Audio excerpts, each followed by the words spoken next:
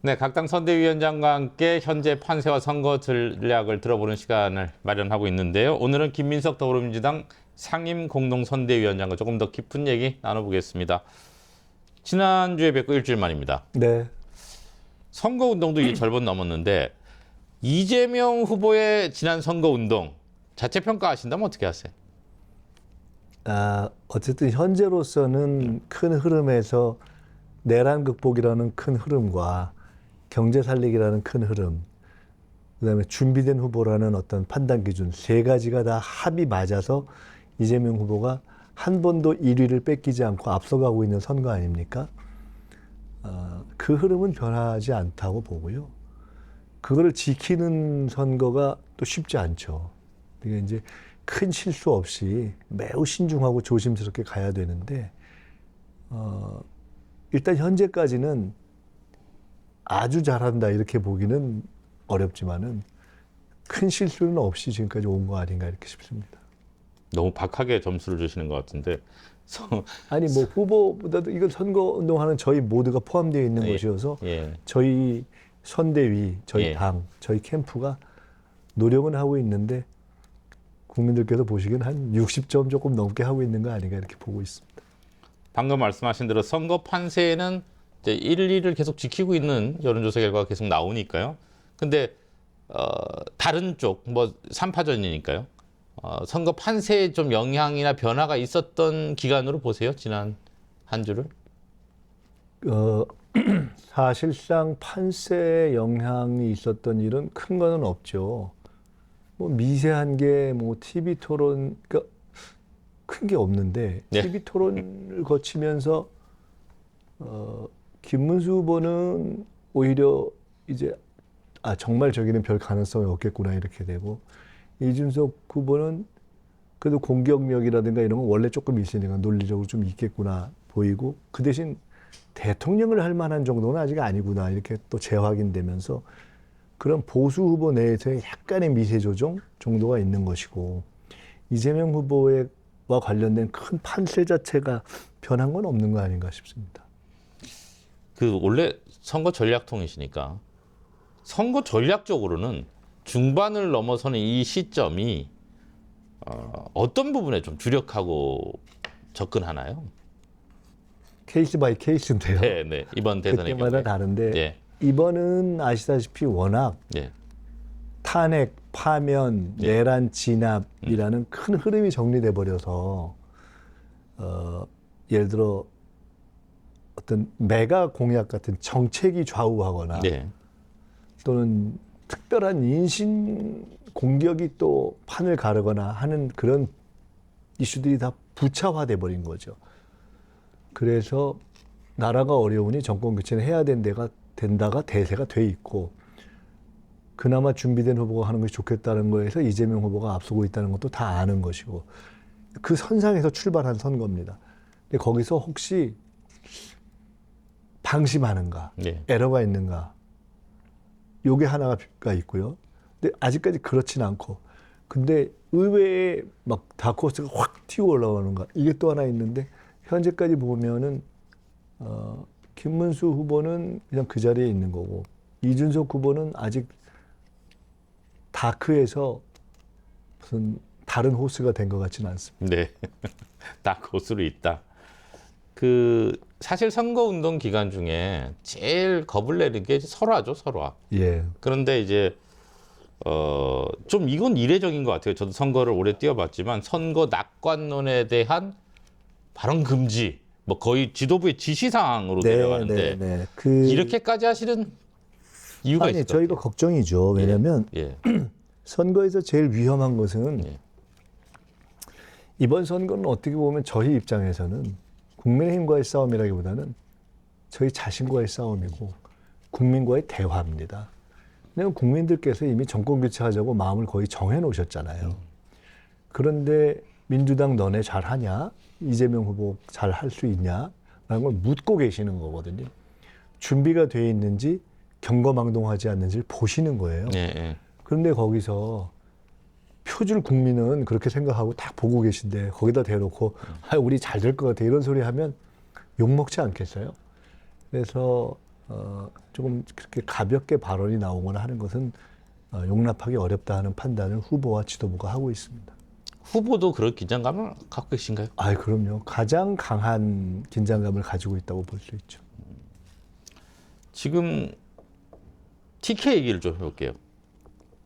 이제 민주당 입장에서 이른바 뭐 험지, 대표적 험지고, 보수진영에서는 대표적인 뭐 텃밭이라고 하는 TK에 공을 많이 들이셨어요. 그리고 지금도 진행이 되고 있고요. 효과가 좀 나타나고 있습니까? 저보다 제가 한번 여쭤보고 싶은데 예. 아니 근데 대부분의 언론 분위기도 예. 분위기 자체는 전에보다 확실히 좋다 하는 게 많고요. 예. 근데 이제 그 뒤에 붙죠.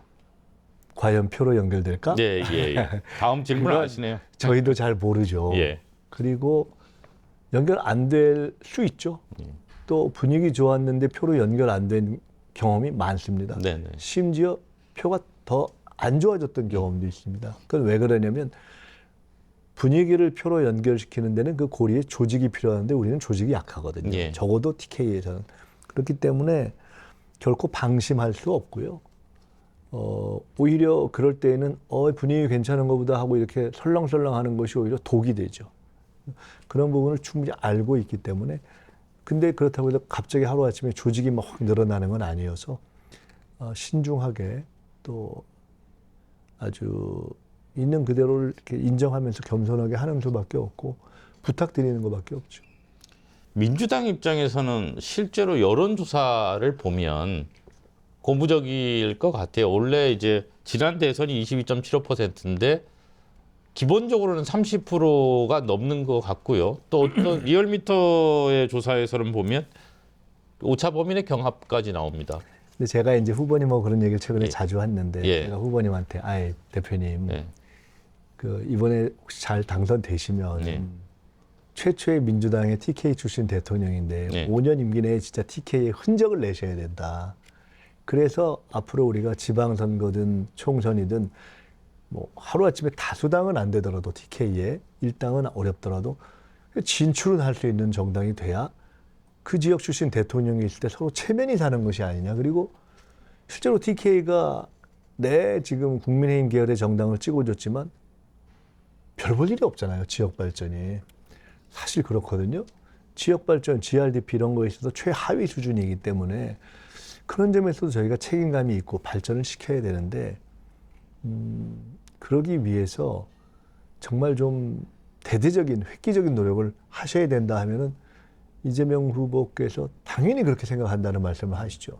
근데 그래도 인간인데 하루아침에 막 1등은 안 돼도 네. TK에서 예를 들어 요만큼 받았으면 요만큼은 올려가야 이게 서로 기분이 좋고 예. 서로 할 말이 좀 있는 거잖아요. 네네.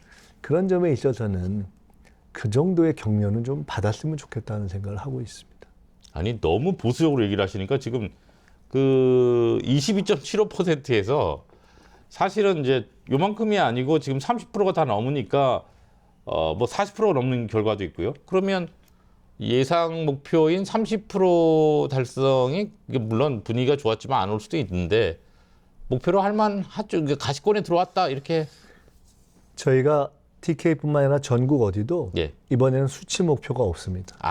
아예 제시 자체를 안 하고 수치 목표를 제시하거나 취합하거나 집계하는 걸 금지하고 있습니다. 지난 총선 때도 한석더가 모토 아니었습니까? 제가 한석더 제가 일관되게 유지한 거였는데 예. 그게 기분은 좋은데 실제와는 연결해 당장 그때 부산 경남이 그랬습니다. 예, 예. PK에서 마지막에 제가 한석더를 계속 외칠 때 실제 마지막에 나왔던 내부 여론조사보다 마지막 투표 결과에서 확 빠졌습니다. 그래서 한석거든 건진 겁니다. 쓰라린 경험이 있습니다. 네.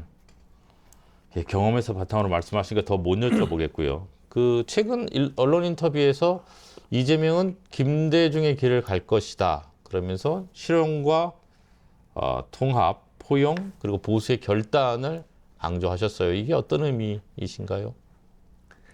97년 DJP가 김대중, 김종필, 박태준 연합인데 DJ가 그 보수 거목들을 끌어들인 면도 있지만은 그 보수 거목들이 DJ를 선택한 면도 있죠.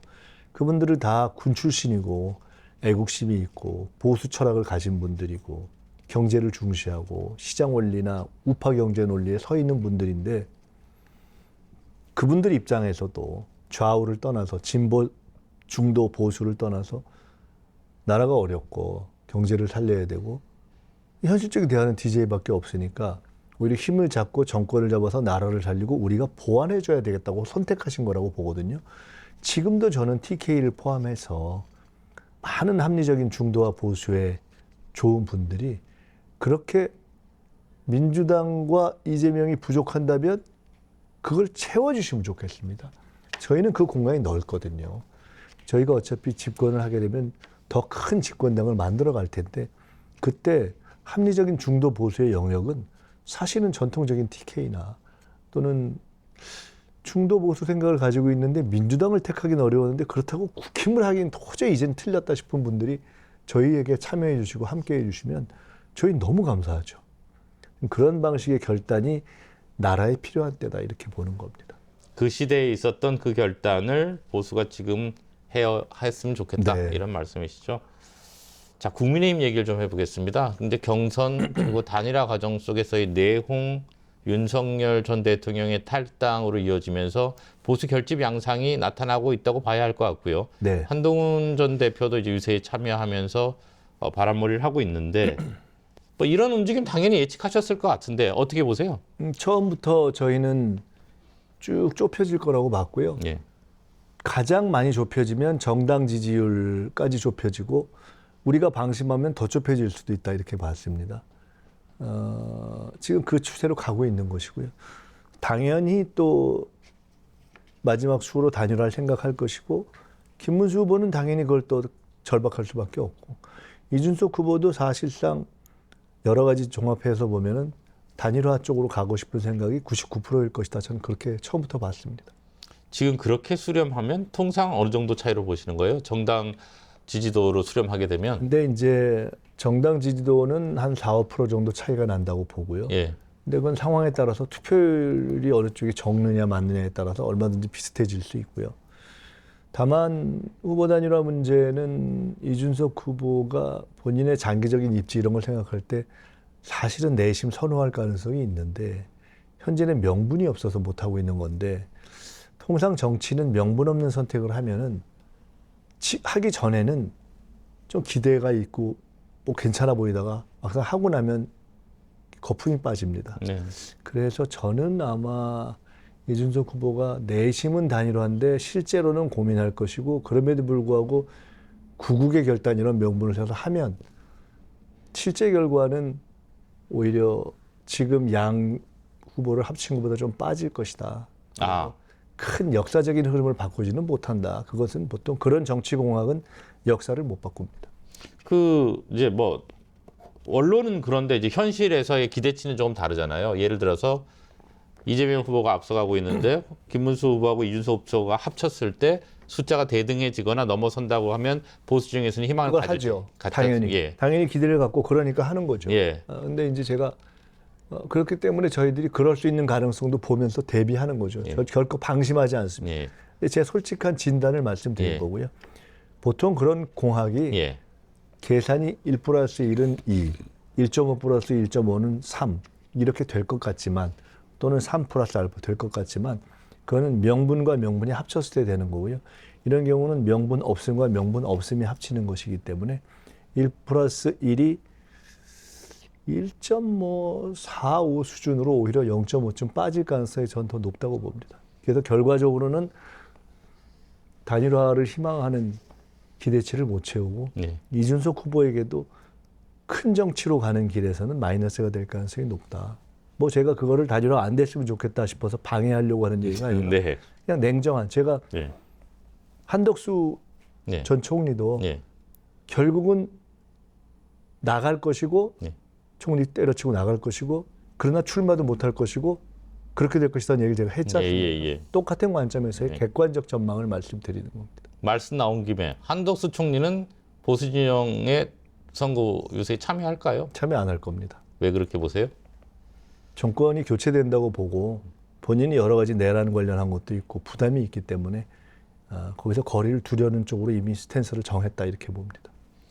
알겠습니다. 자, 이번 주에 2차 후보자 TV 토론회가 있습니다. 1차 후보자 TV 토론회는 어떻게 평가하세요? 아까 말씀을 하셨는데 이재명 후보 입장에서는 선방했다 뭐 이렇게 보시나요? 저희는 조심조심 하면서 기본을 했고, 김문수 후보는 열심히 했는데 기본이 안 된다 하는 걸 보여줬고, 이준석 후보는 여러 가지 이제 노력을 했는데 기본적으로 대통령이 되긴 아직은 어렵구나 이걸 보여줬고, 뭐 그런 정도로 각각 기본을 지킨 TV 토론이 아니었나 이렇게 봅니다. 어느 평론가 그렇게 평가하더라고요. 각자 할 말을 했다. 예, 그런 것 같습니다. 그럼 2차 후보 토론회는 이재명 후보는 어디에 좀 방점을 두게 되나요? TV 토론뿐만 아니라 남아있는 모든 시간도 그렇고, 선거운동뿐만 아니라 실제도 그렇고, 모든 것이 어떻게 국가를 안정시킬 것인가, 국민들에게 안정감을 드릴 것인가, 어떻게 안정적으로 이 위기를 극복할 것인가. 이재명 후보와 민주당의 이제 모든 고민은 안정에 있다고 봅니다. 안정적으로 TV 토론에 임해야죠. 알겠습니다. 네, 오늘 여기까지 듣겠습니다. 감사합니다. 다음 주에 뵙겠습니다. 고맙습니다. 네.